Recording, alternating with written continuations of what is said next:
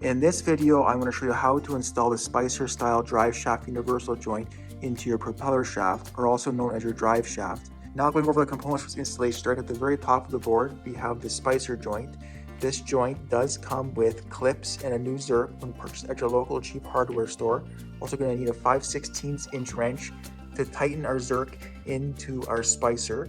We're also going to need a 3/4 inch socket. This socket will allow us to tap in our Spicer joint into the drive shaft, into this hole my finger points. We're going to need a hammer to allow us to tap our Spicer joint in. We're also going to need some multi-purpose high temperature wheel bearing grease and a gun to squirt grease into the zerk for our Spicer joint. The first step for this installation, we have to make sure we get grease fully inside the Spicer joint, and to do so we'll have to take off all the bearings on all 4 sides so we can get grease coming through all the ends. Now install a zerk into the Spicer joint and use the 5/16 inch wrench to tighten. Attach the grease gun to the zerk, and that will allow us to pump grease throughout the inside of the Spicer joint. Just giving it a few squirts. With grease coming out all 4 ends, we know that the Spicer joint is fully primed with grease, and now we can install our bearings back on. The Spicer joint is now fully primed with grease, and it's all cleaned up with the excess that came out of all 4 sides. The next step is to take off the zerk so the zerk does not break when installing the Spicer joint into the drive shaft. I would also apply more wheel bearing grease to each of the bearings, so there's a good coat of grease in each of these bearings. Next, apply some more wheel bearing grease to the outside where the bearings will ride on all 4 ends. Bringing you back down to the drive shaft, we have to make sure we position our Spicer joint in the correct position before it's installed into the drive shaft.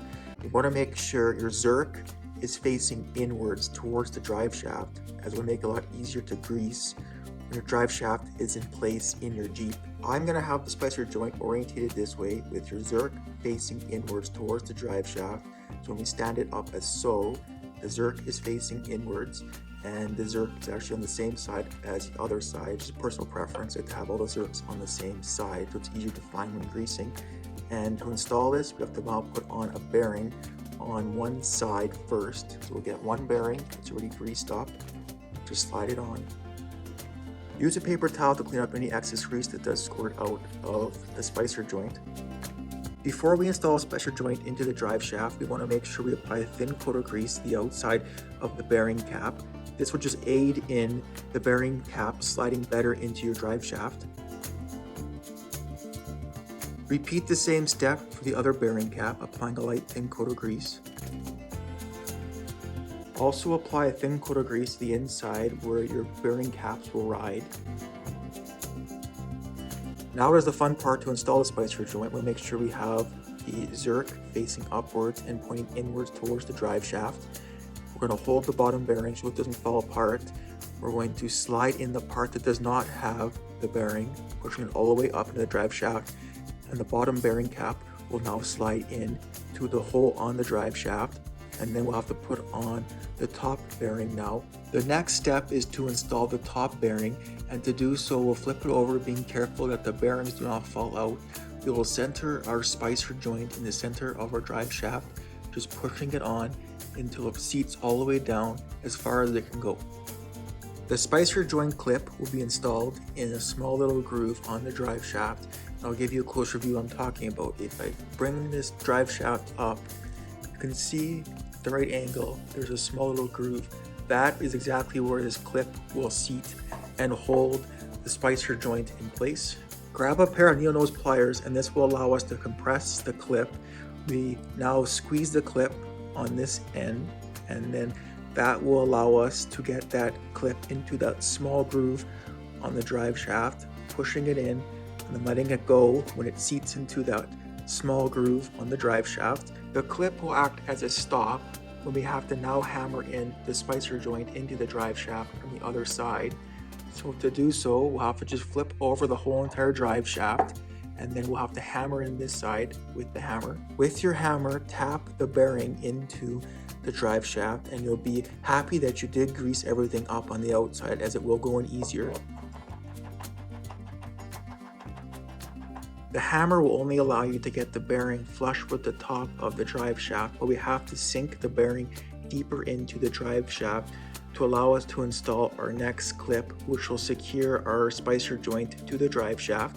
And to do so, we'll have to get a 3/4 inch socket.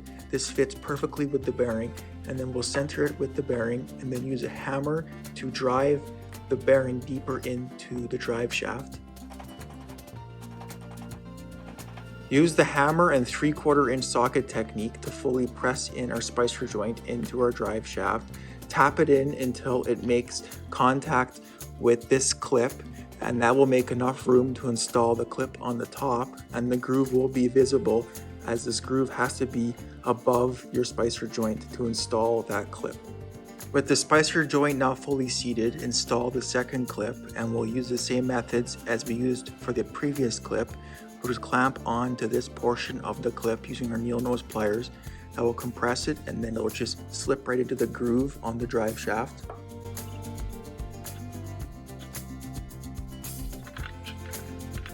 Ensure that clip does clip into that groove, and it'll kind of just snap in, and you'll definitely feel it when it goes in. Make sure it's the same thing on both sides. Just give it a final check, and they're both inside that small groove for both clips. We know it's going to be a good and secure install. The final step is to reinstall the Zerk back into the spacer joint, just threading it back into that hole and making sure that hole is facing inwards, as that's where you want it to face, as it will be easier to grease later on. Use your 5/16 inch wrench to fully tighten. Finally, install the last two bearings onto the spacer joint, just pressing them on either side, as so. Just slide right on, and everything's nicely greased. These bearing cups will actually ride onto U-bolts that will actually hold on to yokes, either on your differential or onto your transfer case, and this is your rear drive shaft. So this end will connect directly to the rear Dana 41 axle yoke, and the front will actually connect directly to the transfer case. Install all spacer joints in this manner, either for the rear drive shaft or the front drive shaft on either end, it does not matter. Thanks for watching, and subscribe.